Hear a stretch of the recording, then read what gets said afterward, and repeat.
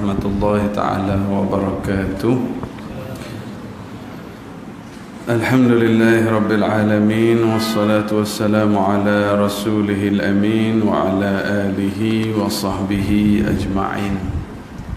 Rabbi shrah li sadri wa yassir li amri wahlul 'uqdatam min lisani yafqahu qawli. Amma ba'd. Terima kasih pada musi majlis, imam-imam, jatuh kuasa masjid dan semua yang hadirlah. Sebagaimana dimaklumkan tadi, itu pernah sekali ada jadual khutbah Jumaat sini tak? Saya rasa bulan 2 kot. Bulan 2 kebetulan hari sebelum khutbah tu, hari Jumaat, Khamis malam Jumaat tu tak tahu tiba-tiba dia batuk teruk. Nak bercakap pun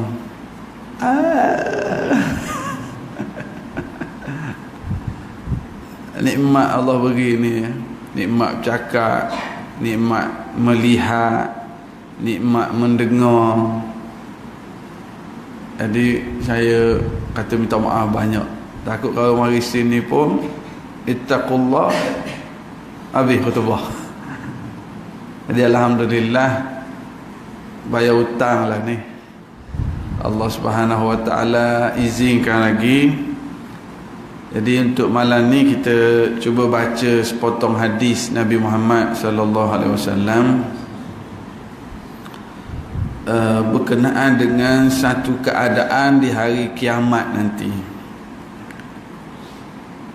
So panjang hadis dia.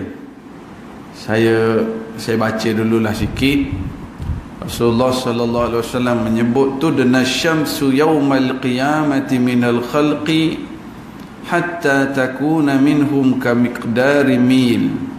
Qala Sulaim ابن عامر فوالله ما أدري ما يعني بالميل أمسافة الأرض أم الميل الذي تقتحل به العين. Maksud dia, didekatkan matahari pada hari kiamat kepada makhluk sehingga ia berada dengan mereka sejauh jarak satu batu.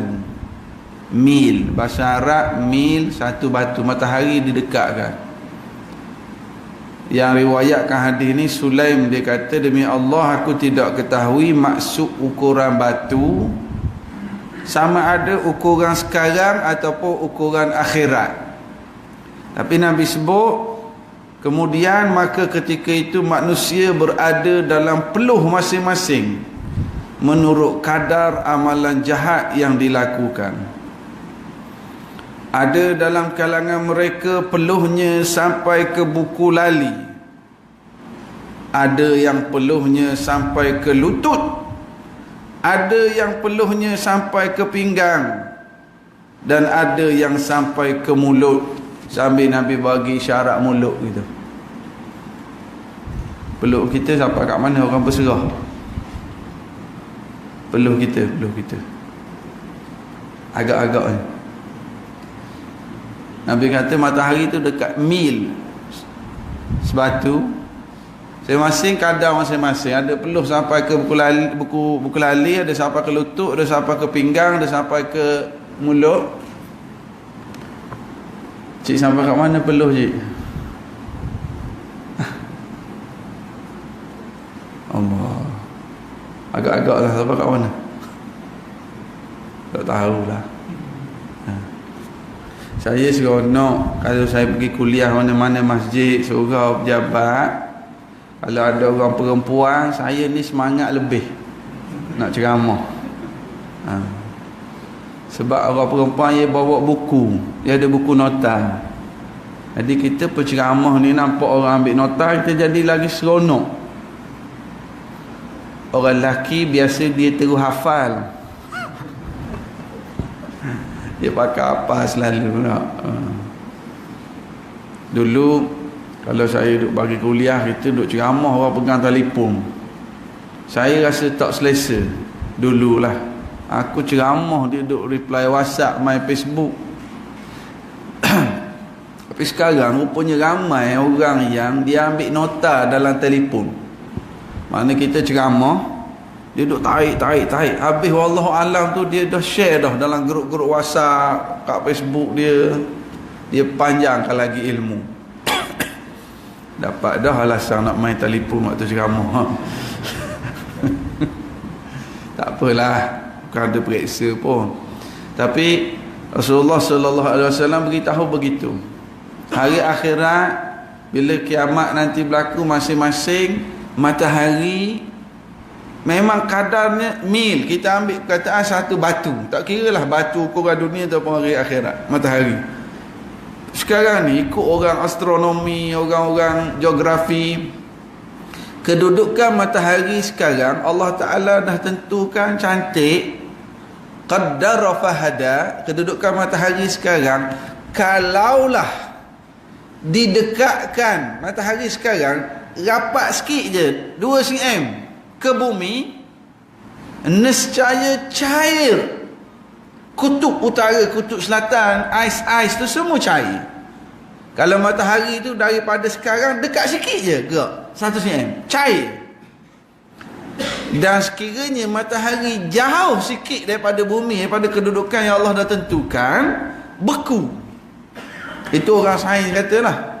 Sebab kadar kedudukan bumi dengan matahari itu just nice, tepat dengan apa yang Allah Ta'ala dah tentukan sekarang.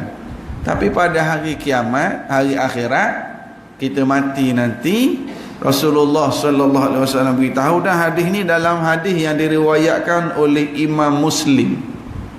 Imam Muslim maksudnya hadis ni hadis yang sahih. Hadis sahih maksudnya nombor 2 otoritinya selepas Al-Quran. Percaya ke tidak? Tak percaya, try lah mati dulu. Tunggulah masa kiamat nanti. Ada orang pelekeh duk cerita hal mati, cerita hal dalam kubur. Siapa pernah pergi balik cerita? Tak ada orang pergi, memang tak balik dah. Tapi apa Nabi Muhammad sallallahu alaihi wasallam beritahu dan kita belajar, ia adalah dari wahyu Allah Subhanahu wa taala. Okey. Jadi pada keadaan ini Rasulullah sallallahu alaihi wasallam beritahu pula ada beberapa golongan manusia yang akan mendapat teduhan masa hari itu. Ada 7 golongan yang masa hari itu teduh. Sab'atun yuzilluhumullahu fi zillihi yawma la zilla illa zilluh. Ada 7 golongan. Saya ingat tazkirah malam ni kita sebut 7 golongan ni. 7 golongan dengan makna ada 7 sifat manusia. Yang ni kena tulis. Ada 7 golongan yang mendapat teduhan Allah di hari akhirat nanti. 7 golongan. Laju tulis. Saya ada dekat di Kuala Lumpur lah. Ada tempat tu memang saya kuliah tiap-tiap minggu, pengajian kitab Riyadhus Salihin.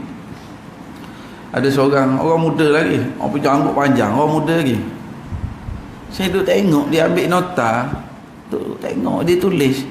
Dia tulis dari belah kanan. Maknanya orang muda. Maknanya dia ambil nota dengan tulisan Jawi. Saya duduk perhatikan, aku silap. Memang dari kanan dia tulis. Pergi jenguk, rupanya tulisan Jawi sungguh. Orang muda. Dan dia adalah seorang pilot, senior pilot emas. Baru ni Malindo dah beli dah dia 2-3 kali ganda gaji. Sekarang ni dengan Malindo. Saya bukan apa sebut tulis belah kanan tu, tengok ada tulis belah kanan telitah ke pilot juga? Bukan kan?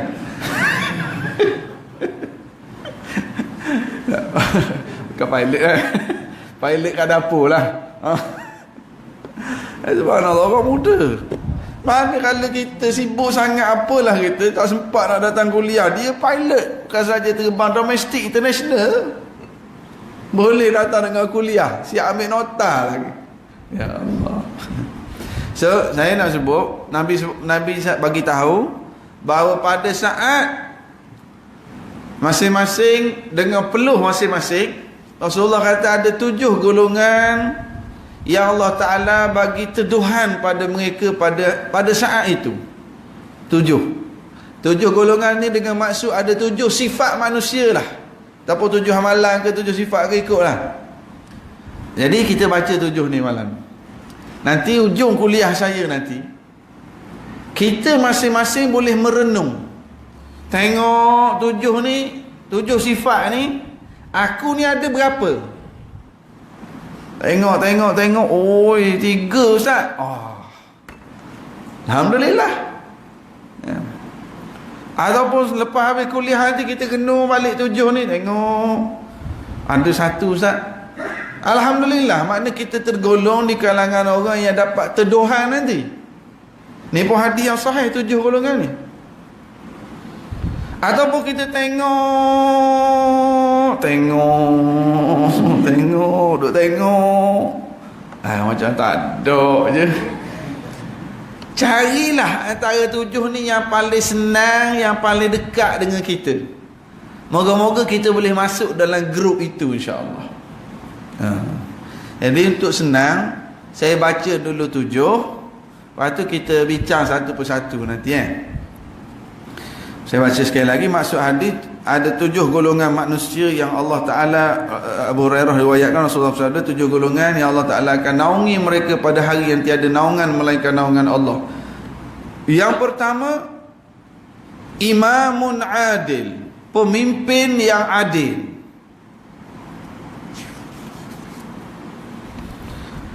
Yang kedua, syabun nasha'a fi ibadatillahi azza wa jal, remaja yang meningkat usianya dalam keadaan taat pada Allah. Sempat tak tulis tu? Kelaju sangat. Biar sempat tulis. Tak sempat saya ulang balik. Yang pertama apa tadi? Imamun adil, pemimpin yang adil. Yang kedua, remaja yang meningkat usianya dalam keadaan taat. Bahasa Arab disebut nasya'a, growing, meningkat usianya dalam keadaan taat. Nanti kita katakan satu-satu. Yang ketiga, wa rajulun qalbuhu mu'allaqun bil masajid, seorang yang hatinya terikat dengan masjid surau. Allah. Dia sebut sini masjid-masjid, tapi saya terjemah masjid surau supaya kita senang faham bahawa termasuk juga masjid surau lah. Orang Melayu kita dia beza masjid surau. Orang Arab dia panggil masjid semua. Cuma ada masjid sembahyang Jumaat, ada masjid ghairu jami' tak sembahyang Jumaat. Golongan ketiga, seorang yang hatinya terikat dengan masjid surau. Allahu Akbar. Yang keempat, dua orang yang berkasih sayang kerana Allah. Dia bertemu kerana Allah, dia berpisah kerana Allah. Allahu Akbar. Dia sayang pada seseorang kerana Allah. Dia ibadat tak banyak sangat, tapi ada orang yang dia sayang kerana Allah, sehingga dia bertemu kerana Allah. Lepas tu dia pisah balik kerana Allah. Bukan berpisah maknanya berbeza. Allah. Berapa dah? Saya ada dekat Damansara tu kuliah muslimat saja ramai. Ada makcik tu seorang, saya tengah kuliah saya tengok dia menulis tak berhenti. Habis kuliah saya pergi jenguk. Cik ambil nota banyak ustaz. Cik tulis apa? Saya pun tak tahu saya tulis apa ni ustaz. ustaz lah laju sangat dia marah kat kita pula. Jadi yang ke berapa? Yang ke tadi dua orang yang berkasih sayang kerana Allah, dia bertemu kerana Allah, dia berpisah kerana Allah. Yang ke lima, pemuda yang digoda berzina oleh perempuan yang cantik lagi berpangkat, lalu ia berkata, aku takut kepada Allah. Wa rajulun da'atuhum ra'atun dhatu mansabin wa jamalin faqala inni akhafullah. Saya ulang sekali lagi. Dan seorang pemuda, kena tulis tu, Nabi sebut seorang pemuda yang digoda berzina.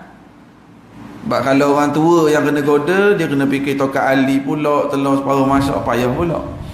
Ni hak kena goda ni orang muda, dengan nafsu dan syahwat orang muda, oleh perempuan yang cantik lagi berpangkat. Nabi sebut dua sifat. Lalu ia berkata, aku takut pada Allah. Nampak gaya macam ramai ada geruk ni. Nampak senyum-senyum tu. Ustaz, kalau dia goda saya suruh PM tepi. Macam mana Ustaz? Nanti kita cerita. Main pergi nombor WhatsApp. Pemuda yang digoda, dia tengok sifat-sifat dia. Pemuda digoda berzina oleh perempuan cantik dan berpangkat. Lalu dia kata, aku takut pada Allah.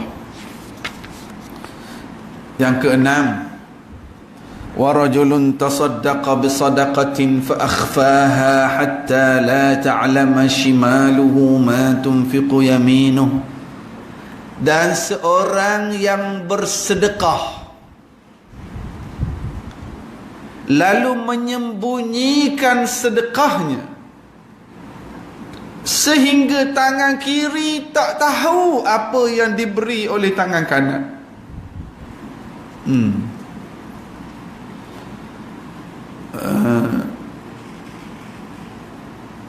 Yang keenam, saya nampak ada kawan-kawan kita kat luar yang ada baru nak masuk tu, boleh tak kita dekat pintu tu kita jarak ke depan sikit daripada pintu? Boleh tak? Kesok. Sini panggil. Kesok. Kersok. Boleh tak sikit? Sebab nampak orang kat pintu tu, dia patah balik. Sayang pula majlis ilmu. Biasa orang rapat ke depan, dia mudah tambah jodoh. Semangat selalu. Kesok selalu. Waktu je lah berani pun. Yang keenam, maksudnya menyembunyikan sedekah. Tapi Rasulullah sebut begini, Rasulullah kata seorang yang bersedekah lalu menyembunyikan sedekahnya sehingga tangan kiri tak tahu apa yang diberi oleh tangan kanan. Dan yang ketujuh, seorang yang mengingati Allah dikala bersendirian lalu menitiskan air mata. Allah, seorang yang mengingati Allah dikala bersendirian lalu menitiskan air mata. Habis. Hadis ni hadis riwayat Imam Al-Bukhari. Tadi yang cerita peluh sampai ke lutut, peluh sampai ke lutut, ke pinggang, ke mulut, itu hadis riwayat Imam Muslim, hadis yang sahih. Yang 7 golongan juga hadis yang sahih riwayat Imam Bukhari. Dah tengok dah 7 tu. Agak-agak ada tak kita mana-mana? Ada? Ada?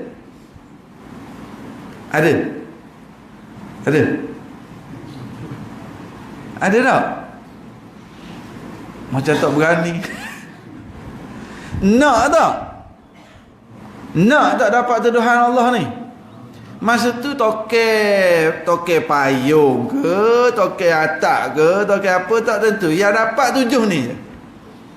Okey, kita tengok satu persatu. Yang pertama Rasulullah sebut imamun adil. Imam yang adil. Orang Melayu kita kalau dengar perkataan imam, kita terbayang imam semayang.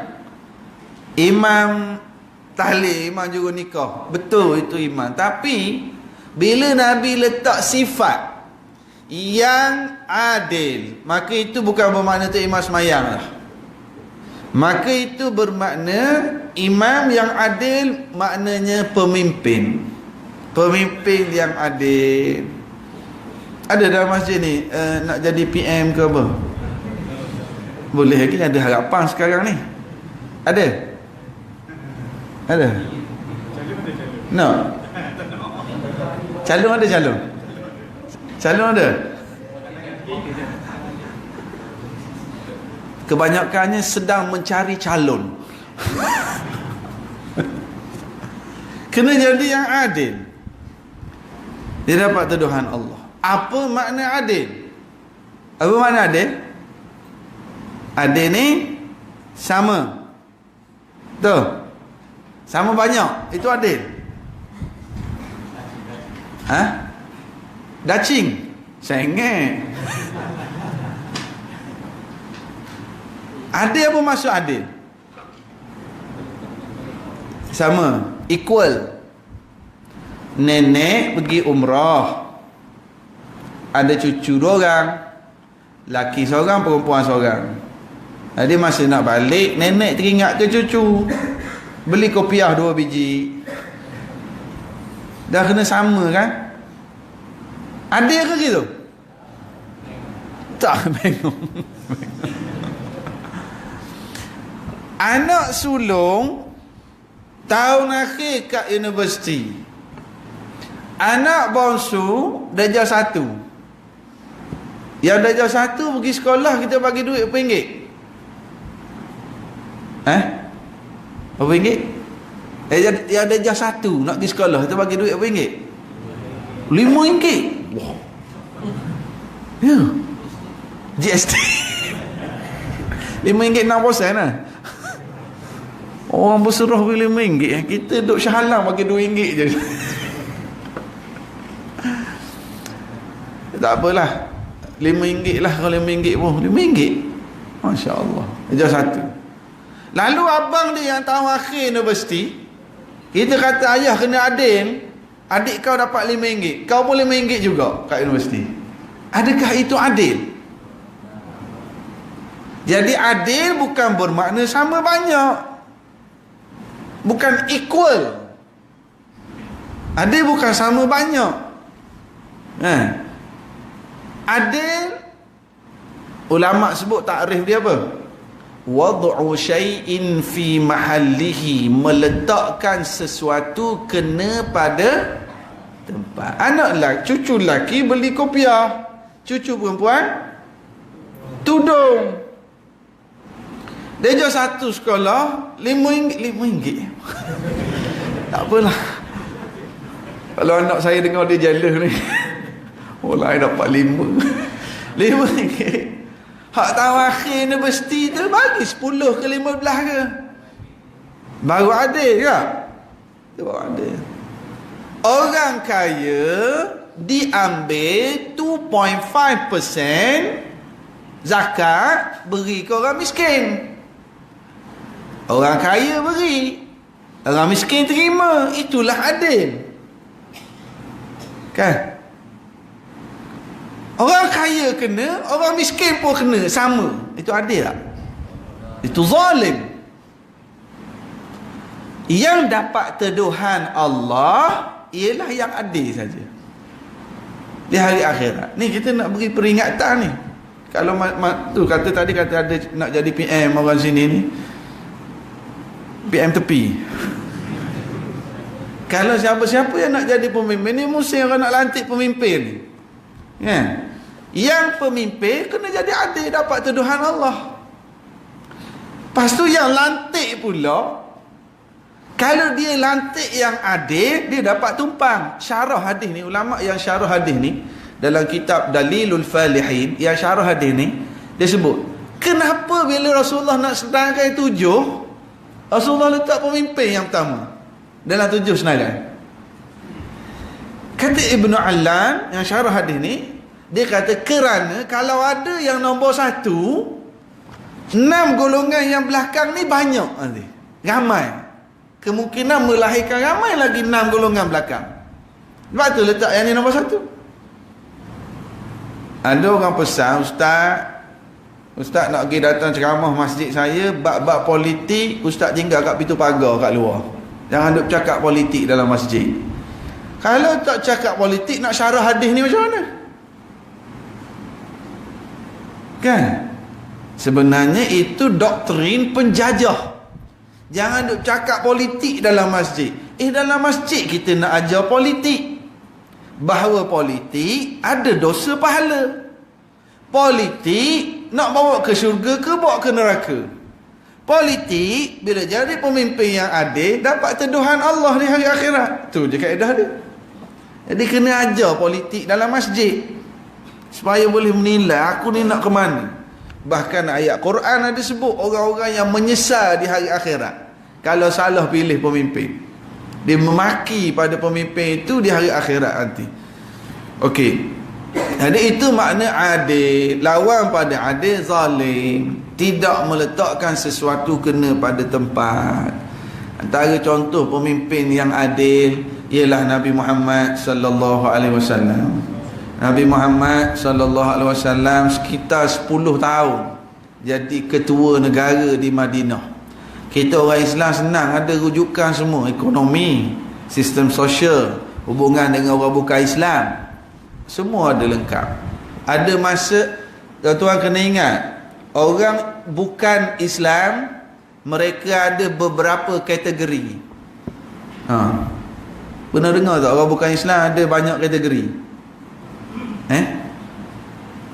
Bila kita kaji sejarah kepimpinan Rasulullah sallallahu alaihi wasallam, approach-nya berbeza. Ada golongan bukan Islam, Abu Lahab tak terima Islam, menentang Islam. Ni golongan pertama. Ada golongan bukan Islam yang jenis Abu Talib. Sifatnya macam mana? Kalau Abu Lahab, kategori Abu Lahab, dia tak Islam dan lawan Islam. Kategori kedua Abu Talib, dia tidak Islam tapi dia bersimpati pada Islam. Lain cara Nabi berurusan. Ada bukan Islam namanya Abdullah bin Uraiqit. Dia bukan Islam, dia tidak bersimpati dengan Islam, tapi dia ada skill. Nabi bayar dia tunjuk jalan masa hijrah, jalan alternatif. Ada bukan Islam, tak terima Islam, tak lawan Islam, tak ada apa-apa kepakaran, dan dia buat hidup dia menjadi sasaran dakwah. Nampak tak ni? Jadi kalau kita tengok dalam sejarah, Nabi punya pendekatan berbeza. Yang jenis lawan Islam, Nabi begini. Yang jenis tak terima Islam tapi simpati dengan Islam, Nabi terima dia tapi setakat prinsip. Abu Talib tadi, Abu Talib dia tak masuk Islam tapi dia simpati ke anak saudara dia, sehingga sampai satu ketika tu dia pergi pujuk Nabi Muhammad sallallahu alaihi wasallam. Dia kata, Muhammad, kau nak sembah Tuhan kamu, sembahlah, tapi kinilah, boleh tak tahun ni kau sembah Tuhan kamu, tahun depan sembah Tuhan kami pula? Boleh tak? Hari ni kamu sembah Tuhan kamu, lepas tu kamu sembah Tuhan bahala pula, boleh tak?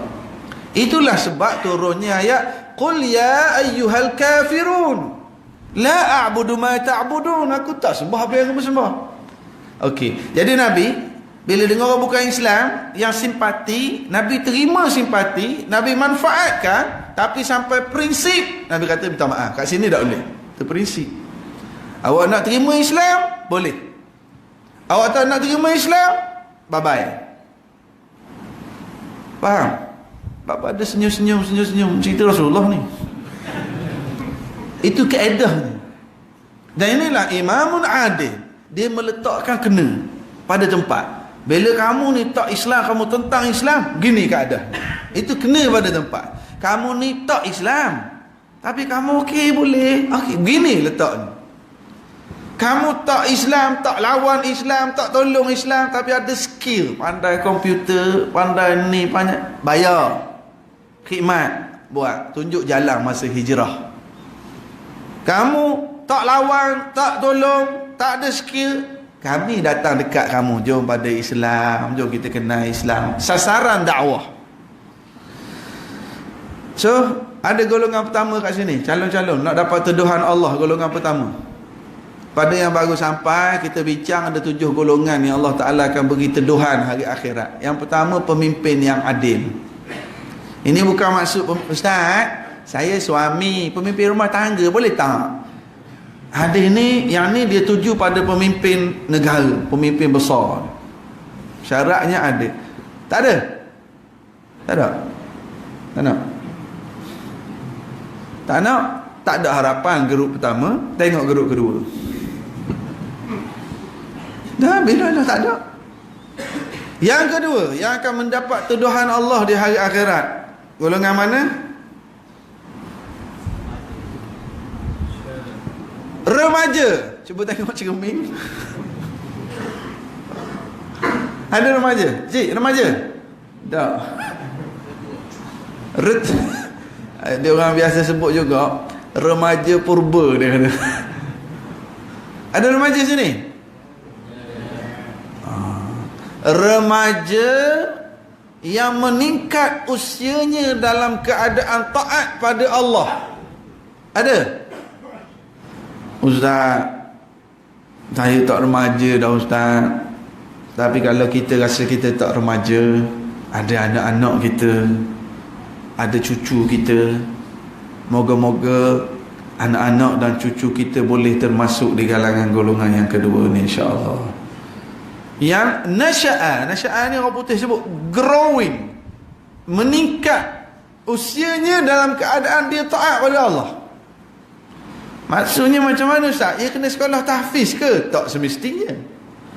Dia remaja, dia ada Facebook, dia dia naik basikal, dia main bola, main futsal, tapi waktu semayang dia semayang, aurat dia jaga, orang tua dia hormat, jaga halal haram, meningkat usianya dalam keadaan taat. Ini golongan kedua. Jadi VIP Allah ni, tengok Allah letak nombor 2 selepas pemimpin yang adil, para remaja.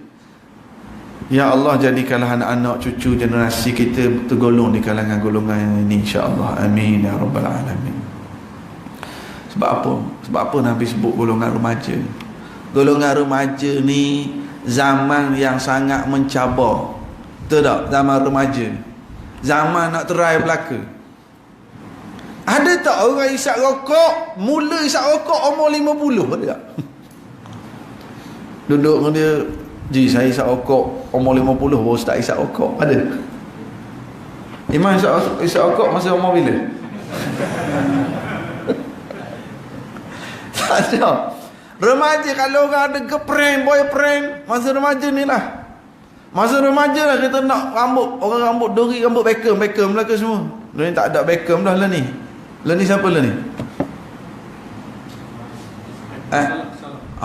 Cik, minat Liverpool sini. Ada orang MU tak?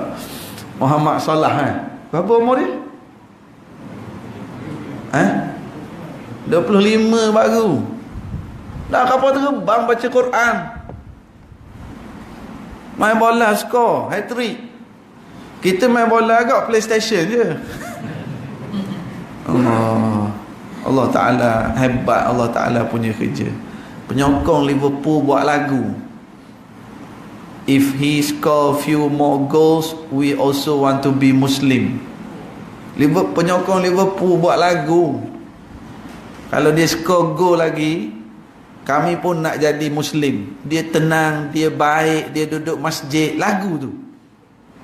Cik tahu tak Muhammad Salah? Sokong mana sokong? Barcelona ke? Barcelona liga lain pula. Orang main bola sekarang, orang Mesir, Orang Mesir, orang muda umur 25 dia orang Mesir. Main bola di England, di United Kingdom, main pasukan Liverpool. Penyokong Liverpool buat lagu. Jadi fenomena sekarang. Apa benda cerita Muhammad Salah pula ni? Remaja tadi. Salah ni dia pemuda dah 25. Ni remaja. Remaja dalam agama yang umur belasan tahun. Masa umur belas ni lah nak belaka. Ingat lagi zaman umur belas-belas dulu? Ingat tak? Ngorak tak? Ngorak. Buat apa masa umur belas? Nak cuba semua. Umur belas, umur mencari identiti. Tak umur. Tapi Allah, Rasulullah kata, remaja yang boleh masa zaman tu dia meningkat dalam keadaan taat, jaga aurat, jaga solat, jaga Allahu Akbar, mendapat naungan Allah. Mesti ada nak tanya, Ustaz, dah saya zaman remaja dulu tak macam ni Ustaz, macam mana? Saya sekarang baru okey, tak masuklah grup ni. Ada harapan lagi, berapa lagi ada? Ada 5 lagi. Cepat tahu 5. Sebab macam tak ada harapan je nombor 2 ni. Tapi ingat, anak-anak kita, adik-adik kita, Ustaz senang, Ustaz zaman sekarang mencabar, memang mencabar. Zaman Facebook, zaman YouTube, zaman WhatsApp, zaman WeChat, zaman Allahu Akbar, zaman yang sangat mencabar. Ada seorang ibu kat satu tempat kat Pandan. Lepas saya duduk ceramah balik, dia datang kat kereta. Ustaz, jap. Ada apa cik? Saya nak tanya soalan Ustaz. Soalan apa? Facebook Ustaz apa? Saya kata, cik ada Facebook? Ada Ustaz. Oh ada. Ingat kata main Facebook je. Tapi jawapan dia tu saya ingat sampai sekarang. Dia kata, Ustaz, dulu makcik tak ambil tahu pun benda ni. Tapi pakcik melihat benda ni sebagai seumpama bah banjir. Kita tak boleh nak tolak, tak boleh nak kata jangan pada anak-anak, Ustaz. Ada anak-anak kita tak boleh nak kata jangan. Jadi kita tak bagi kat rumah, dia pergi cari kat kawan-kawan kat sekolah. Makcik sekarang belajar Facebook, dia buka Facebook, makcik jadi friend pada anak-anak. Kalau dia share gambar yang tak elok, dia cakap tak elok, makcik akan tegur, ni gambar apa ni, buanglah. Kalau dia cakap tak elok dengan kawan-kawan, ni apa ni, makcik jadi friend pada anak-anak. Kita tak boleh nak kata jangan, tapi kita selami zaman dia, kita pantau. Oh bagus makcik. Saya bukan nak campaign nak sudah ada Facebook. Cik ada Facebook tak? Buatlah, kita jadi friend. Kan? Boleh PM tepi. Tapi gitulah zaman sekarang. Kita tak boleh nak kata abah dulu tak ada pun Facebook. Tak boleh nak kata situ. Sebab kita zaman kita, dia zaman dia. Jadi cabarannya sangat hebat. Yang bertahan, yang boleh maintain, yang boleh remain, boleh jadi remaja yang meningkat. Saya ada kenal kat Kuala Lumpur tu, kat kawasan flat. Semua ada, dadah ada, ganja ada, pek kuda, pek lembu, pek kambing, semua ada, zina, buang anak ada. Tapi saya ada jumpa, ada anak-anak muda, remaja yang meningkat. Okey, jaga semayang, rokok tak isap, pergi masjid. Dia tak hafal Quran, tapi dia baik. Berkat doa mak ayah beberapa kali, kan? Allah, habis masa dah. Habis dah? Baru tu. Oh, separuh masa pertama. Dah takut malam Jumaat aku nak balik awal. Sini malam Jumaat aku balik awal kot. Tak boleh sambung. Bukan. Ni bukan malam Jumaat. Nak malam Jumaat. Tak apalah. Tak ada harapan remaja, tapi anak-anak cucu kita target. Saya laju sikit lah. Yang ketiga. Apa yang ketiga tadi? Seorang yang hatinya terikat dengan masjid. Ni ada harapan tak? Ni macam ada harapan sikit tak? Senyum. Yang ni laki ke, perempuan ke, kaya ke, miskin ke, tua ke, muda ke, hati dia terikat dengan masjid. Tanda nombor 1 sekali golongan ni, apa dia tandanya?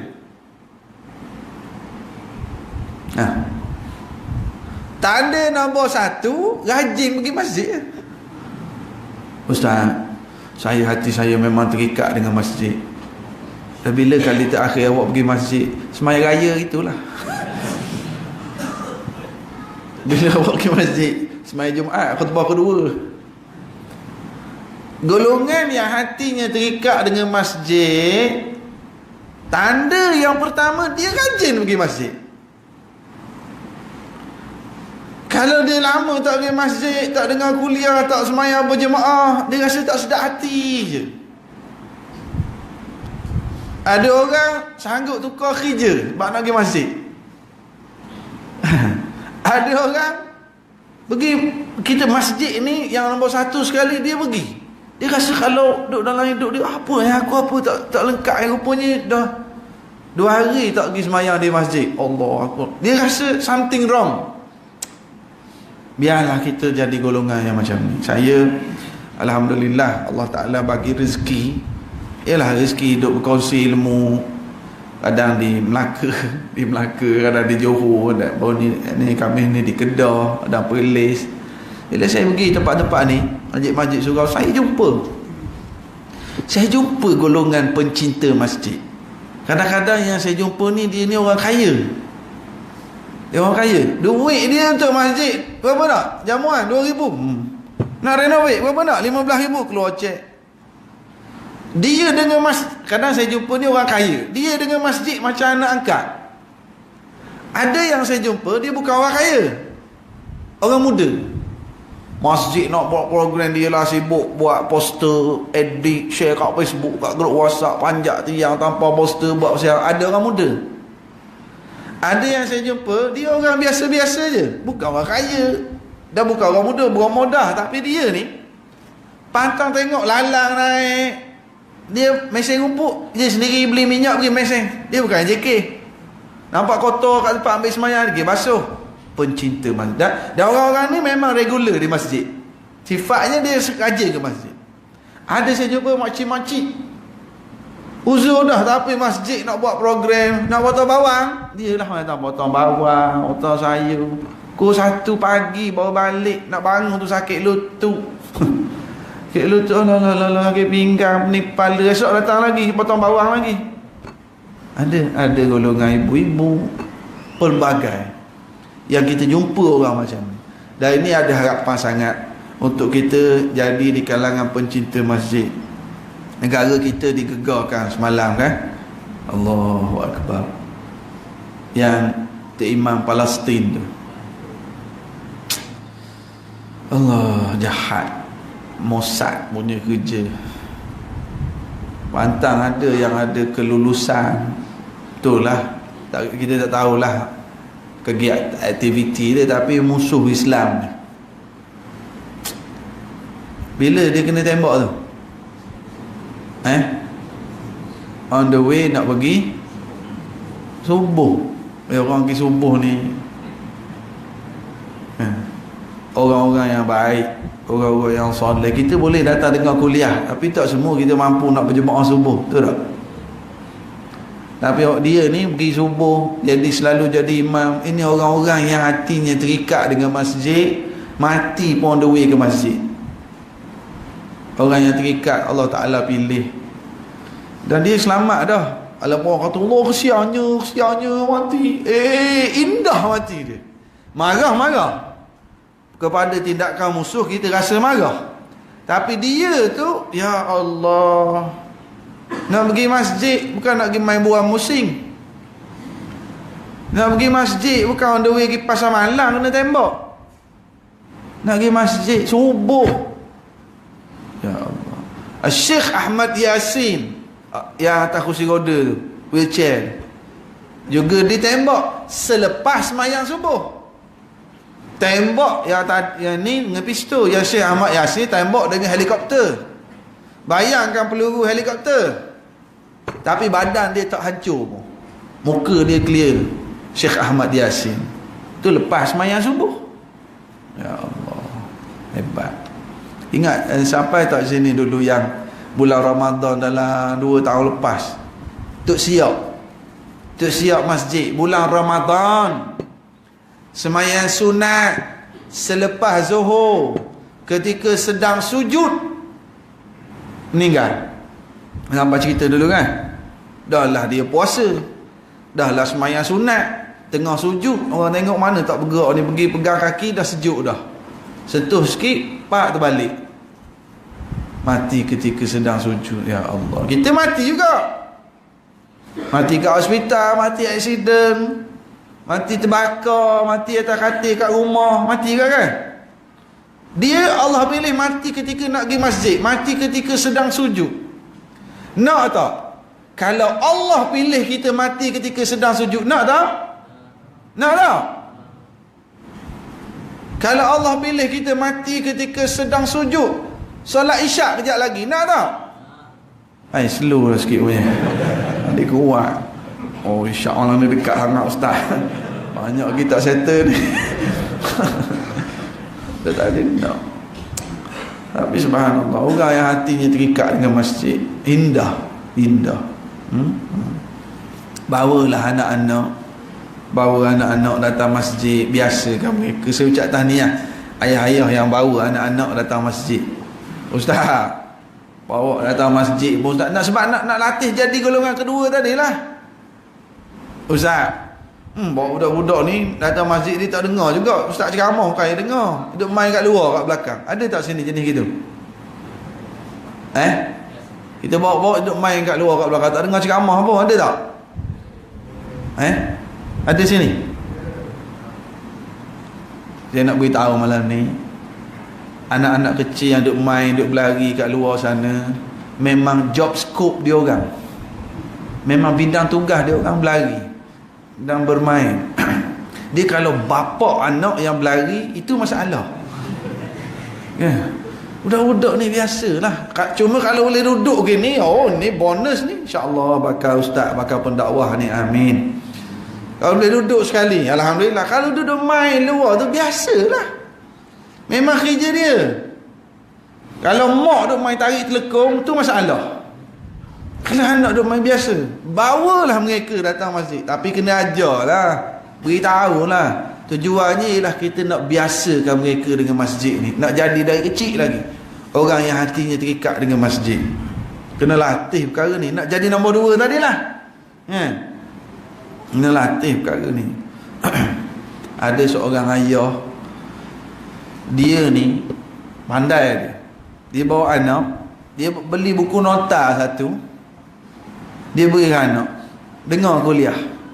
Anak baru darjah 1, balik dia tanya balik, dia ulang kaji dengan anak dalam kereta, siap bagi hadiah. Betul lah, sekali tu malam tu ustaz kuliah cerita tentang ibu bapa, taat ibu bapa. Dia tanya balik anak dia, dah kata, dengar tak tadi ustaz kata, ya Rasulullah, orang tanya Rasulullah, kalau nak buat baik pada siapa? Ibumu. Kemudian siapa? Ibumu. Kemudian siapa? Ibumu. Kemudian siapa? Ayahmu. Ibu kena berapa? Ibu kena 3, ayah seorang. Nanti bagi tahu mama. Ustaz kata mak kena 3, ayah kena seorang. Rasulullah tu hak tu dia menyesatkan anak. Tak sahaja gitu, siangkan anak. Jadi dia kena biasakan mereka, nak hati ni lekat dengan masjid. Dia pantang, dia orang gini. Antara ciri orang yang hatinya terikat dengan masjid, dia pantang dengar masjid perlu apa-apa. Kalau dia ni jenis orang kaya, dia akan cepat je hulur duit. Kalau dia ni jenis orang bukan orang kaya, tapi dia ada tenaga, ada nak bersih, ada nak buat apa, ada boleh tolong, dia tolong. Dia cepat je untuk support, untuk ada saham dalam kemampuan dia.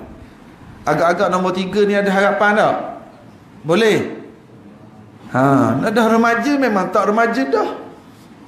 Ya Allah, jadikan kami, hati-hati kami ni hati yang terikat dengan masjid-masjid-Mu, ya Allah. Saya pernah ada seorang syekh datang dari Yaman, saya kena iring dia terjemah ucapan dia, bawa dia pergi ziarah, dia pergi rumah Tok Guni Aziz dulu, pergi Rusila, pergi lepas tu bagi ceramah, kita tukar terjemah. Setiap kali jumpa masjid, sekejap dia kata, singgah semayang tahiyatul masjid. Dia sampai bawa jalan Putrajaya, nampak masjid Putra, jap aku nak semayang 2 rakaat tahiyatul masjid. Syekh, limadha? Kita tanya Syekh, kenapa Syekh? Dia kata, aku harapkan di hari akhirat nanti masjid-masjid ini akan bersaksi di hadapan Allah bahawa aku pernah sujud pada Allah di tempat ini. Hati dia dengan masjid itu. Dan ini golongan yang ketiga yang Nabi janji dapat teduhan. Dia orang kaya ke, dia orang miskin ke, dia orang bujang ke, dia orang kahwin dah ke, dia orang tua ke, orang muda ke, kalau hati dia terikat dengan masjid, insya-Allah. Antara cara nak jadi orang yang terikat dengan masjid, carilah majlis-majlis ilmu, hadir majlis ilmu, insya-Allah. Berapa dah? Boleh sambung sikit gini, habis Yang keempat, Allahu Akbar, 2 orang yang berkasih sayang kerana Allah. Dia bertemu kerana Allah, tak ada apa-apa tujuan duniawi, tak ada apa-apa kepentingan, kerana Allah. Ada tak orang-orang macam ni dalam hidup kita? Ada tak? Ada tak orang yang kita rasa kita sayang pada dia kerana Allah? Ni bukan cerita suami, isteri, anak-anak lah, mak ayah, itu naluri, itu cerita perlu sayang. Tapi ada dapat fadilat ni ialah orang yang dia tak ada kepentingan apa-apa, tak ada hubungan darah, sebagaimana golongan Muhajirin dan golongan Ansar. Datang dari Mekah, Madinah, jumpa orang Madinah, dia sayang kerana Allah. Ada tak? Dalam hidup kita ni ada tak orang macam ni? Berapa orang ada? Ada Ustaz, saya kawan-kawan gitulah, jumpa kat masjid, friend Facebook. Kita nak orang. Dan kalau saya sebut tadi, orang yang hati terikat dengan masjid, tanda nombor 1 dia rajin datang masjid kan? Kalau orang yang berkasih sayang kerana Allah ni, tanda nombor 1 dia apa dia? Siapa betul saya bagi air ni sebotol? Tanda orang tu kalau dia ni memang berkasih sayang kerana Allah sungguh.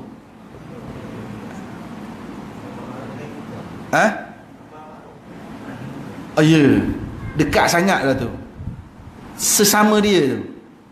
Saya selalu gunakan perkataan, dia saling memberi dan menerima nasihat.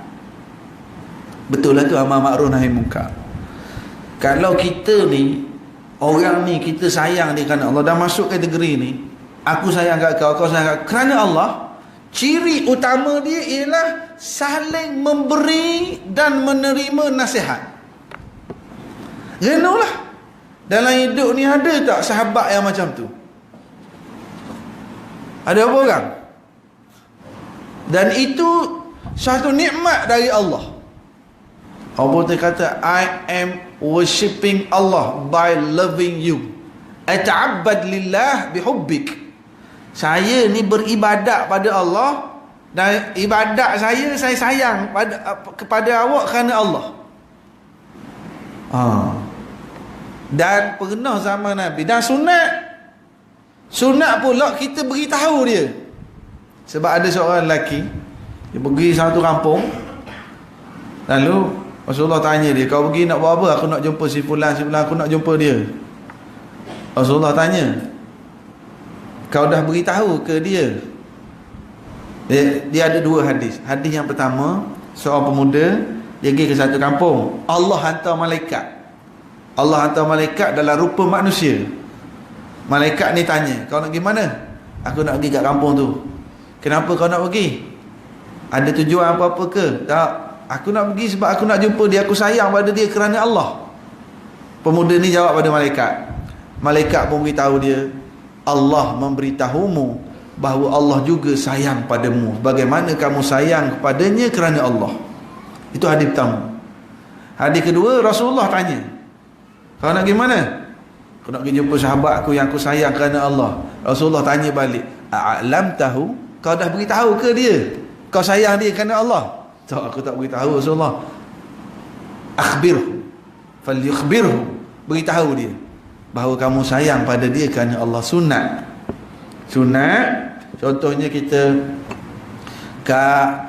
sejak Kak saya baik dengan Kak ni, saya jadi semangat nak pergi masjid. Terima kasihlah Kak, saya sayang Kak kerana Allah. Kita sama-sama kita ni beritahu, cik, saya dulu malas nak pergi kuliah, setiap kali saya tak datang, cik WhatsApp saya ajak, saya pun jadi semangat. Makasihlah, saya pun jadi rajin datang kuliah.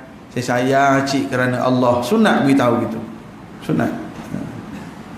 Kak, dulu saya kalau datang kuliah, saya selalu tidur. Sejak kawan akak ni, akak picik bahu saya dah tak tidur sekarang. Saya sayang akak kerana Allah. Sunat kita beritahu kita sayang dia kerana Allah. Sunat. Habis janganlah esok pergi ke office, tengok staf perempuan muda-muda, saya sayang awak kerana Allah. Itu kita sama-sama kita, lelaki orang perempuan sama-sama dia. Sunat beritahu. Segarlah ustaz nak cakap gitu, ustaz saya sayang ni. Kan dia tanya pula, minum daun ketum ke apa ni lah. Ikutlah nak guna bahasa apa pun. Ada orang dia segar nak sebut dengan mulut, dia WhatsApp. Ada orang dia print screen yang orang lain tulis je. Tapi sunat beritahu. Dan ini satu bentuk ibadah. Bertemu kerana Allah. Kenapa bertemu ni? Nak bincang macam mana nak memajukan Islam. Kenapa bertemu ni? Nak merancang untuk kegiatan-kegiatan dakwah. Kenapa bertemu ni? Macam mana kita ni nak hidupkan lagi masjid? Bertemu kerana Allah. Lepas selesai bincang, kongsi nasihat, okey, berpisah kerana Allah. Kau buat ni, kau jaga IT, kau cari duit, kau jemput orang, kau ni pisah pula kerana Allah. Temu kerana Allah. Oh, ini golongan yang akan mendapat naungan Allah di hari akhirat nanti. Saya alhamdulillah rasa dalam hidup ni ada sahabat-sahabat yang kita rasa sayang kerana Allah. Lama tak jumpa, malam ni boleh jumpa pula seorang. Kan? Kadang-kadang seronok. Ada salah seorang tu, dia ni duduk serumah dengan saya zaman saya belajar dulu di Yaman. Saya buat degree di Universiti Sains Teknologi di Yaman, Sana'a. Duduk serumah. Jadi ada masalah keuangan. Cuma saya jenis gaul dengan Arab sikit, duk belajar berniaga. Saya duk berniaga madu. Di Yaman terkenal madu lebah. Dia rapat dengan Arab, toke-toke supply, dia duk berniaga. Kadang-kadang orang kutip derma di Malaysia bagi duit. Ni sama belajar dulu. Ada kawan-kawan di Pahang ni, ada nama Ustaz Fadhino, ada nama Ustaz Mujibur Rahman, belajar kat Yaman dulu. Jadi saya adalah income duit sikit. Yang dia ni masalah keuangan, itu duduk serumah. Biasa dia kelebihan dia pandai memasak. Saya tak pandai memasak, anak bongsu tak reti masak. Jadi kami ni kalau pergi ke pasar, dia lah ambil sayur, ambil barang, saya tukang bayar. Macam laki bini dah. Bayar. Bila balik rumah sewa, dia masak. Saya duduk relax, duduk baca kitab, relax. Dia masak. Habis masak, kita makan sama-sama. Lepas makan, dia pula duduk relax baca kitab. Saya basuh periuk, basuh pinggang, basuh kemas dapur semua tu. Bagi tugas. Bila balik Malaysia, saya ke Kuala Lumpur, dia balik duduk Terengganu, dia buka pondok. Dia kuat semangat sikit. Buka pondok, saya duduk gerak. Dan dari segi rezeki material tu, saya lebih sikit lah pada dia. Dia rezeki pahala lebih sebab buka pondok. Cuma saya duduk pergi ceramah mana-mana tempat. Kadang-kadang lepas ceramah ada orang bagi duit. Ustaz, ni ada duit 10,000, duit zakat. Ustaz tolonglah hantar ke mana-mana. Ustaz, ni duit zakat ada 5,000 ni. Ustaz tolonglah bawa ke mana-mana. Memang kebiasaannya saya akan transfer pada dia. Sebab saya tahu kejujuran dia urus duit. Saya tahu kesungguhan dia buat pondok tu. Biasa orang bagi duit, saya hantar ke dia. Yang saya nak cerita pada tuan-tuannya, itu saya ada satu program TV dengan kartun. Comel tak kartun kan? Jadi dalam program tu saya tak bertudung. Saya tak pakai piah. Saya tak pakai kopiah. Dia mesej kat saya. Ustaz, sejak dia baik dengan kartun, kopiah pun dah melayang. Ustaz, macam mana ni Ustaz? Kata aku hantar duit kat kau, kau cakap macam ni kat aku. Tu yang aku sayang sangat kat kau tu. Sepatutnya dia mengampu je lah. Dah kita hantar duit kan. Handsome lah, bagus lah. Tak. Bagi dia perlu tegur saya. Biasa pakai kopiah, tiba-tiba program kartun dah tak pakai kopiah. Dia tegur. Dia kata, apa ni tak pakai kopiah ni Ustaz? Pakailah. Tuan-tuan faham tak maksud saya ni? Mana dalam keadaan kita duduk hantar duit, dia tak mengampu kita. Dia rasa perlu nasihat. Itu. Saya kata ni aku sayang sangat kat kau ni. Bertambah sayang lah. Saya sendiri adalah alasan saya. Saya nak tarik penonton yang suka tengok kosmetik, cantik tak. Kita duduk situ, dia cari kita pula, dia tanyalah ustaz, dia cari kita pula di Al-Kuliah Halakah. Tapi sahabat tadi, dia nasihat. Bagi dia perlu nasihat. Dan itulah kita dalam hidup. Kadang-kadang kita ada yang pangkat dah besar, dah jadi kaya raya, dah jadi hebat. Ada orang yang sayang kepada kita. Dan dia nasihat tanpa sebarang kepentingan. Dia nasihat tu sebab dia sayang kat kita. Hargailah yang macam tu. Jagalah yang macam tu. Itu pemberian Allah yang yang sangat-sangat ternilai, besar nilai dia. Tak apalah. Yang keempat, yang macam tu ada harapan ke tak? Ada. Alhamdulillah. Berapa dah? Yang kelima pula. Ni. Apa dia? Yang ni siapa pernah lalui ni? Pemuda yang digoda berzina oleh perempuan yang cantik lagi berpangkat, lalu dia cakap apa? Aku takut kepada Allah. Iman kita depan ni pernah kena goda tak? Pernah kena goda tak? Ke menggoda orang? Tak ada. Menggoda orang biasa. Allah Akbar. Nabi sebut pemuda. Macam saya kata tadi lah, kalau orang tua hak kena goda, mungkin dia pun tak selera mana dah, sakit lutut lagi. Yang ni hak kena goda ni orang muda.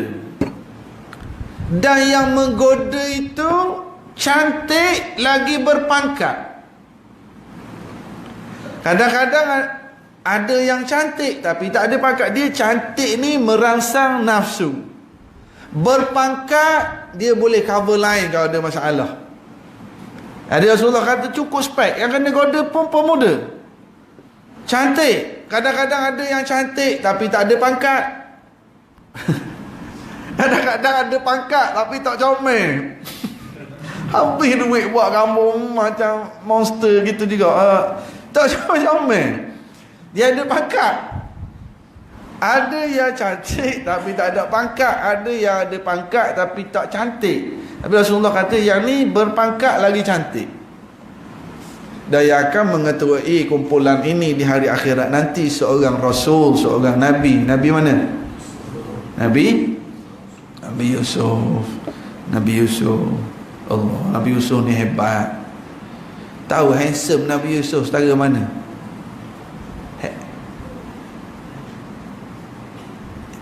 Rasulullah sebut dalam hadis, Allah mencipta cantik lalu dibahagi dua. Separuh dikongsi oleh seluruh penduduk bumi, separuh lagi dianugerahkan kepada Yusuf alaihissalam. Allah. Setara mana hebatnya handsome Yusuf ni? Sini ada doktor tak? Ada tak doktor? Tak ada. Doktor yang injek sendiri? Tak ada juga. Doktor tak main masjid. Handsome Yusuf sehingga boleh menjadi bius. Apa fungsi bius?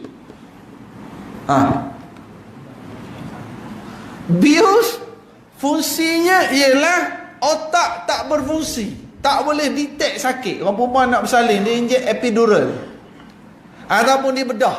Luka tak? Luka bedah, tapi tak sakit. Sebab apa tak sakit? Dah masuk bius otak, dia dah drug, dia dah tak boleh nak detect rasa sakit. Handsome Yusof sehingga boleh jadi bius. Apa dalilnya? Kan dalil masa perempuan yang kantoi tu dipanggil perempuan-perempuan kat dalam negeri, dibagi pisau, bagi buah kan. Lepas tu tengah duduk potong buah, Yusuf panggil Yusuf, lalu Yusuf pun jalan. Tak tahulah catwalk ke apa ke, Yusuf jalan. Ya, Quran sebut waqatta'na aydiyahunna. Dalam bahasa Arab, waqatta'na, bahasa Arab waqata'na maknanya potong. Tapi Quran tak kata waqata'na. Quran kata waqatta'na aydiyahunna. Jadi bius. Itu hebatnya handsome Nabi. Tapi dia, aku takut pada Allah. Dia tak salah guna. Kita zaman sekarang dah lah tak handsome, duduk ngorak anak orang. Assalamualaikum, tak jawab dasar. Tak handsome pun dia. Nabi Yusuf dia tak salah guna. Allah. Ada yang pernah kena goda? Ada? Pernah je? Jawabnya mana? Gini lah. Ustaz, saya pernah kena goda dan saya tewas dengan godaan itu. Tapi sekarang saya dah bertaubat. Saya boleh tak masuk golongan ni? Tak boleh. Habis taubat saya Allah boleh terima tidak? Terima. Taubat terima. Sekarang saya hati terikat dengan masjid. Masuk geruk nombor 3 tadi. Ataupun nanti ada geruk nombor 7, saya dah ingat dosa silang saya selalu keluar air mata. Ada yang ke-7 tadi keluar air mata tadi. Tapi nak masuk geruk ni tak dapat. Sebab masa kena goda dia suruh PM tepi, lepas tu WhatsApp pula. Kan? Dia kalah. Yang dapat masuk geruk ni, dia muda, nafsu, tak ada apa-apa halangan kecuali dia ingat Allah, dia takut pada Allah. Ya, inni akhafullah, dia takut pada Allah. Ini dapat kelebihan tersebut. Yang keenam, orang yang menyembunyikan sedekah. Golongan yang bersedekah lalu sembunyikan sedekah dia. Tangan kiri beri, tangan kanan beri, tangan kiri tak sedar. Nabi sebut tak banyak atau sedikit? Sebut tak? Tak sebut. Nabi kata beri, sembunyikan sedekah. Ada seorang pakcik tabung derma datang ni, dia nak letak duit sampai dia tutup tangan. Dia kata Allah, tutup sampai dekat, ting lah duit siling ada. Tutup lah, ingat apa tutup duit siling. Tapi bunyi orang tahulah. Tapi tak apalah pakcik, ikhlas kita tu kerana Allah, nilainya tinggi di sisi Allah. Ini pun special. Ada orang dia ambil nombor akaun dia, tahfiz ke, pondok ke, masjid ke, dia snap nombor akaun, balik dia transfer senyap-senyap. Tak ada orang tahu. Zaman awal Islam dulu, ada seorang raja. Raja ni, dia nak buat sebuah masjid. Lalu raja ni dia kata, tidak dibenarkan rakyat negeri ni bagi walaupun 1 sen. Tak boleh. Better nak 100% better punya masjid ni, better nak pahala seorang. Bahkan nama masjid ni nak buat nama dia. Tengok solehnya, bagusnya raja ni. Tak nak, jangan siapa tambah duit, better nak pahala solid yang ni. Ketika masjid ni hampir siap, suatu malam raja ni bermimpi. Dia bermimpi lihat masjidnya yang indah. Dia nak masuk ke masjid, dekat tulis nama masjid, ada nama seorang perempuan. Kejut, dia jaga dia tidur. Malam kedua dia mimpi yang sama, nama perempuan yang sama. Malam ketiga dia mimpi yang sama, nama perempuan yang sama. Lalu raja ni keluarkan satu perkeliling, satu arahan, cari dalam negeri ni mana perempuan yang nama ni. Cari punya cari. Akhirnya jumpa seorang makcik. Panggil, tuanku panggil menghadap. Nama kamu apa? Disebut nama dia. Itulah nama yang raja tadi mimpi. Tolong beritahu, kamu ada buat apa kat masjid ni? Kamu ada bagi duit ke? Tak ada tuanku, tak ada. Macam mana tuanku? Saya pun jenis orang kaya. Dan bukankah tuanku dah beri arahan? Tuanku tak benar nak menyumbang. Bagi tahu. Kamu ada bagi duit ke? Tak ada tuanku, tak ada. Beritahu. Apa ada kamu buat? Okeylah, beritahu apa saja yang kamu buat kat masjid, pergi pasang batu. Tak ada tuanku. Cuba ingat balik. Saya tak ada buat apa. Cuma adalah hari tu sekali saya lalu kat kawasan pembinaan. Lepas tu saya nampak keldai-keldai yang memikul batu-batu nak bawa pergi kat tempat buat banner masjid ni. Saya nampak keldai tu macam keletihan. Saya pergi kat anak sungai kat tepi tu, saya ambil air, saya beri minum keldai ni supaya dia lebih bertenaga untuk angkut batu buat masjid ni. Terduduklah je. Allah. Dia beri minum keldai sebab dia rasa nak suruh bertenaga nak angkut batu pergi buat masjid. Tuanku kata, ya Allah, ini amalanmu. Ikhlas tadi. Keikhlasan. Kan? Keikhlasan. Bila seorang itu ikhlas, Rasulullah kata dia bersedekah, beri dengan tangan kanan, tangan kiri pun tak sedar. Ni tak lama lagi kita nak Ramadan, nak masuk bulan Ramadan. Orang kita sibuk simpan duit nak buat open house raya. Saya biasa sebut awal-awal, tuan-tuan, open house raya kita dapat pahala apa? Pahala beri makan orang, lagi pahala silaturrahim. Besar pahala beri makan orang. Tapi kalau kita buat bagi makan orang buka puasa, pahala apa kita dapat? Silaturahim dapat, bagi orang makan dapat, dan kita dapat pahala puasa orang yang berbuka tu. Kita ada orang sibuk fikir nak buat open house, tak pernah belanja pun orang buka puasa. Satu lagi, biasa hari raya kita bagi duit raya kan, anak kakak, anak buah, anak jiran. Kita bagi duit raya kat budak-budak, kita dapat pahala apa? Hakikatnya kita dapat pahala sedekah, kan? Okay. Kalaulah duit itu kita bagi dalam bulan Ramadan, mana lebih besar pahala? Sedekah dalam bulan Ramadan ke dalam bulan Syawal? Ramadan. Ada ramai orang simpan duit nak bagi hari raya. Bulan Ramadan tak pernah beri pun duit pada budak-budak. Saya dah beberapa tahun dah menjadi amalan. Saya akan balik Terengganu 27, 28 Ramadan. Saya panggil anak-anak saudara, bagi duit raya. Siap beritahu lagi, ni duit raya, hari raya jangan minta. Takut dia minta double kan. Beritahu. Sebab kita nak skor pahala lebih. Beri dalam bulan Ramadan. Bulan Ramadan, bulan orang Rasulullah sallallahu alaihi wasallam pun sedekah bagindakan rihil mursalah, seperti angin yang bertiup. Maknanya semua kena kalau angin datang. Orang tua, muda, kaya, miskin, itulah sedekah Rasulullah sallallahu alaihi wasallam. Ikut kadar masing-masing, banyak ataupun sedikit buatlah. Ustaz senanglah cerita khas sedekah-sedekah ni ustaz. Kita orang pun duit gaji pun cukup-cukup makan je ustaz. Sedekahlah walaupun sedikit. Ia akan tambah keberkatan, ia akan mengikis kecintaan kita pada dunia. Tak mampu beri banyak, beri sedikit, kikis, bersihkan harta kita. InsyaAllah keberkatan itu dapat pada anak-anak, pada keluarga, pada diri kita. Sedekahlah. Yang mampu banyak bagi banyak, yang tak mampu banyak bagi sedikit. Sedekahlah. Allahu Akbar. Dan yang terakhir, ini pun saya rasa boleh, nombor 6 ni ya, nak tumpang geruk ini. Nah, yang ketujuh, yang terakhir, golongan yang mengingati Allah dikala bersendirian, lalu dia menitiskan air mata. Dia ingat Allah, dia ingat dosa-dosa silam dia ingat banyaknya nikmat Allah beri kat dia, banyak nikmat Allah beri kat dia, tapi dia ni kurangnya bersyukur.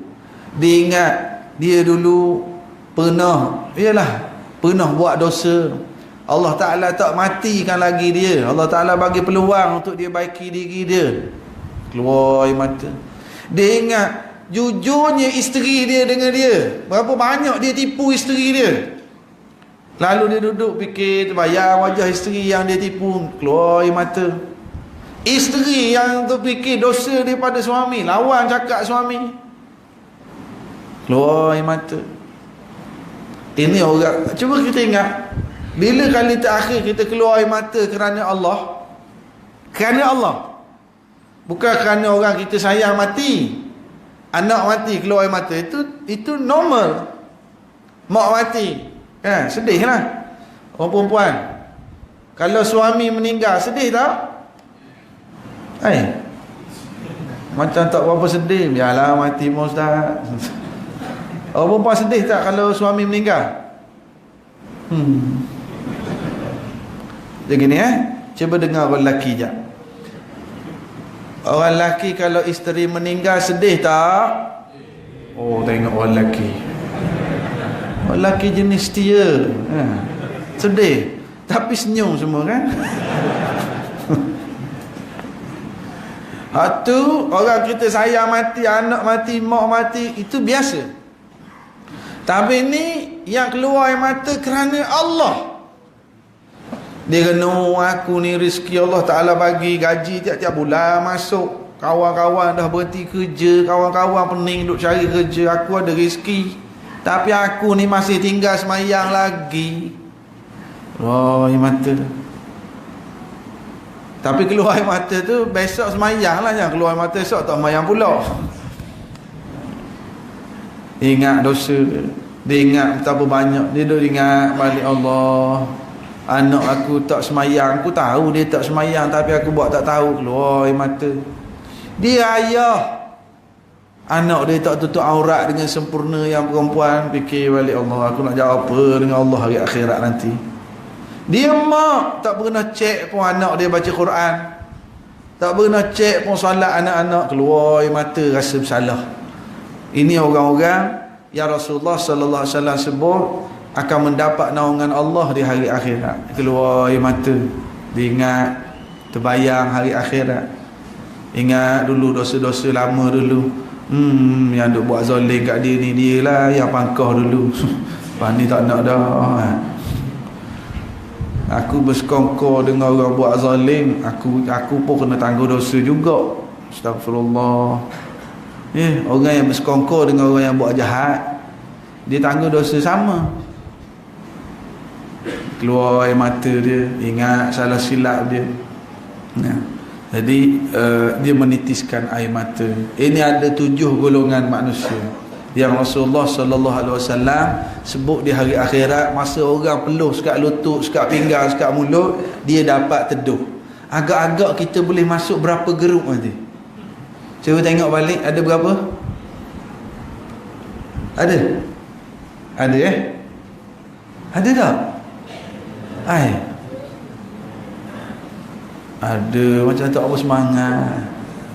Geruk mana? Geruk kena goda tu Ustaz. Geruk mana? Ada tak ni? Berapa?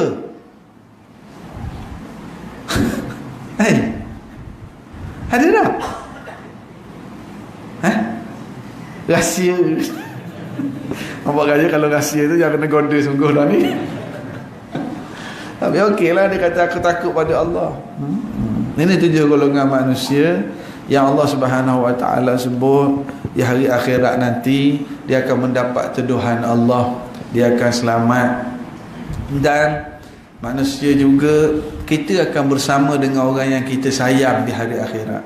Sebab tu saya sebut tadi, menangis keluar air mata, baik kita menangis menyesal kat dunia. Ada ayat Quran sebut dalam surah Al-Baqarah ayat 166. Cuba tanda jap. Al-Baqarah ayat 166. Ini orang yang menyesal di hari akhirat. Yang tadi menangis kat dunia. Yang 166 Al-Baqarah ni orang menyesal di hari akhirat. Yang menyesal sebab apa? Sebab dia tersalah pilih pemimpin. Ada juga. إذ تبرأ الذين اتبعوا من الذين اتبعوا ورأوا العذاب وتقطعت بهم الأسباب. Ketika orang-orang yang diikut pemimpin berlepas diri. Dulu kat dunia dia tolong, dia cover, miskor je dia tolong. Kat akhirat dia berlepas diri. Ketika itu waqala alladhina ittaba'u, orang-orang yang mengikut menyesal. Mereka kata, ya Allah, dia orang dah berlepas diri, tak cover kami hari ni. Dulu kat dunia duk cover sangat. Kalaulah kami ada peluang hidup balik, kami tak akan lantik dah dia sebagai pemimpin kami. Kami akan berlepas diri dengan mereka. Bagaimana mereka tak tolong kami bila tengok syurga neraka ni. Dan kami ikut mereka lah. Kami tanggung dosa sama. Sebab kami pilih mereka dahulu, maka kami menyesal. Ini ayat Quran, tuan-tuan. Ayat 166, 167 surah Al-Baqarah. Cepat Yatim. Nak satu lagi ayat. Surah Al-Ahzab ayat nombor 66. Tadi 166, ni 66. Ada juga.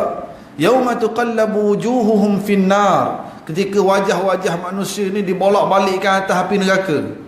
Yaquluna ya wailatana ata'na Allah wa ata'na ar-rasula. Muka mereka dalam neraka, mereka kata, ya Allah, alangkah baiknya kalau masa kat dunia dulu kami taat kepada Allah, kami taat pada Rasul. Rabbana inna ata'na sadatana wa kubara'ana fa'adalluna as-sabila. Ya Allah, ni masa kena hamba dalam neraka. Kami dulu, ya Allah, kami duk ikut ketua dan pemimpin kami, dia yang buat kami jadi sesat bersama-sama mereka, ya Allah. Maka pada hari ini tolong beri mereka azab 2 kali ganda dan laknatlah mereka. Ayat 67 surah Al-Ahzab. Menyesal masa tu tak ada guna dah. Tapi hadis ini, golongan yang ketujuh tadi, dia menyesal keluar air mata masa kat dunia. Dekat dunia dia menyesal, keluar air mata, rasa bersalah, dia baiki diri dia. Dia bertaubat. Yang ayat Quran tadi, dia menyesal di hari akhirat. Ada lagi ayat yang cerita menyesal sebab tersilap pilih kawan. Ya Allah, aku berkawan dengan dia ni, dialah yang bawa aku buat perkara yang tak elok. Aku tak nak, dia pujuk, dia ajak. Menyesal di hari akhirat kerana tersalah pilih kawan masa hidup dulu. Pun menyesal, tak ada guna. Yang cerita nak yang golongan ketujuh ini, mereka menyesal ketika masih di dunia, lalu menitiskan air mata. Moga-moga kita tergolonglah di kalangan 7 golongan ini, mendapat naungan Allah. Saya nak ambil masa 2 minit lagi saja. Saya betulan kami di Kuala Lumpur, saya dengan 2-3 orang kawan-kawan, saya duk cuba tiru apa yang dibuat oleh ustaz-ustaz yang lebih senior, Ustaz Ismail Kamu, Ustaz Fauzi Mustafa. Kami cuba kempen pergi mana-mana program ajak masyarakat amalkan satu aspek perkara yang Nabi anjur, perkara kecil tapi dalam kehidupan ini yang selalu disebut sebagai pemakanan sunnah. Alhamdulillah, saya cerita 5 tahun yang lalu saya ada penyakit resdung. Sini panggil benda sini, yang sinus pagi-pagi tu bersih, berhingu, kalau makan seafood jadi gatal habis. Jadi saya belajar di Yaman. Alhamdulillah, di Yaman ni dia terkenal dengan madu lebah dari Hadramaut sana, terkenal sangat berkualiti. Dan kita baca Quran sebut madu ni ada penawar. Satu lagi, pernah dengar tak sini habbatus sauda, black seed, Nabi sebut ubat segala penyakit. Jadi saya cuba amal. Subhanallah, 2-3 hari amal jadi berkahak, berhinguh lagi, teruk, bersin. Rupa-rupanya bila makan tu dia buang sinus. Dan Alhamdulillah Allah bagi kesembuhan. Dan ini pun cerita 5 tahun lepas. Isteri saya dia buat PhD di Universiti Melaya, selalu migraine. Duk suruh kita tarik rambut. Bang, tarik rambut. Kita suruh tarik je lah. Kakak saya cikgu sekolah, migraine. Mak mertua saya cikgu sekolah, migraine. 3 orang ni adalah pakar migraine dalam keluarga kami. Saya kata terai lah, saya duduk amal madu saudak ni okey.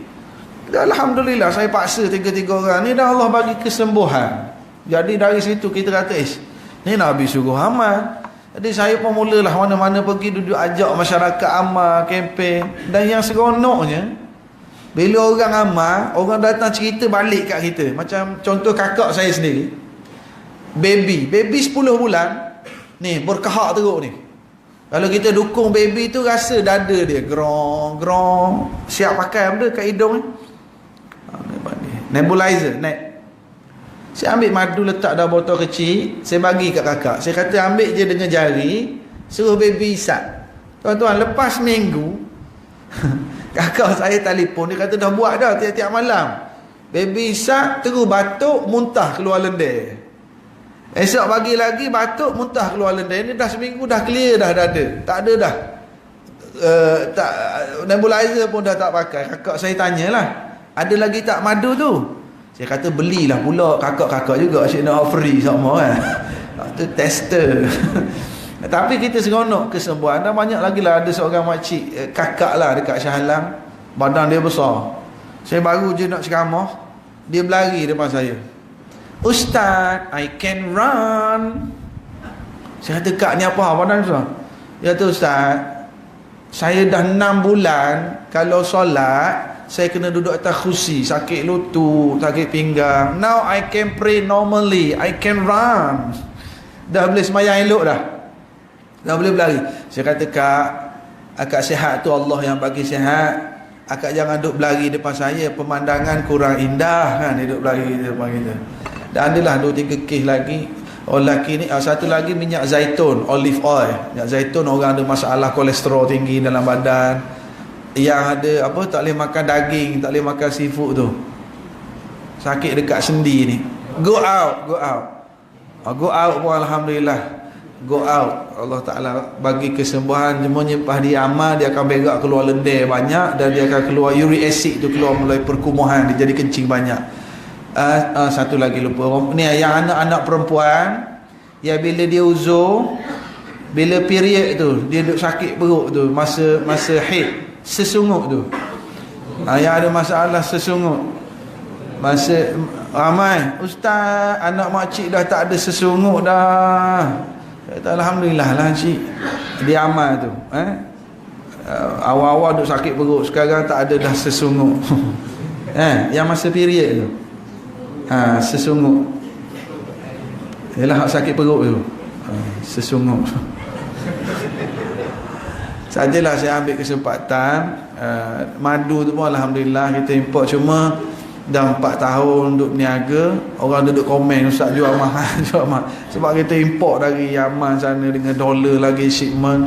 Cuma 2018 ni kami mula buat packaging kecil, botol kecil. Dulu sekilo tu RM300 lebih. Sekarang kita buat packaging kecil, ada madu 250 gram, ada batu sauda, ada zaitun. Kita baru launching baru ni. Itu harga packaging kecil lah, 140 je ada 3. Dan sekarang kita promosi 120. Kalau ada tuan-tuan rasa nak cuba amal, bolehlah tengok lepas sembahyang. Nanti ada pembantu saya kat luar sana. InsyaAllah lah, harap GST tak naik. Mungkin lepas ni kalau GST tak ada, dihapuskan di Malaysia ni. InsyaAllah lah kita, alhamdulillah. Jadi saya rasa sekadar itulah. Buku ni pun saya ada bawa sikit. Kalau ada yang rasa berminat nak cuba baca, nak sign pun boleh cik. Sekadar itu. Terima kasih kepada semua yang hadir, dan saya minta maaf terlebih masa sikit ni. Moga-moga ada manfaatnya insya-Allah. Subhanakallahumma bihamdika asyhadu an la ilaha illa anta astaghfiruka wa atubu ilaik. Assalamualaikum warahmatullahi wabarakatuh.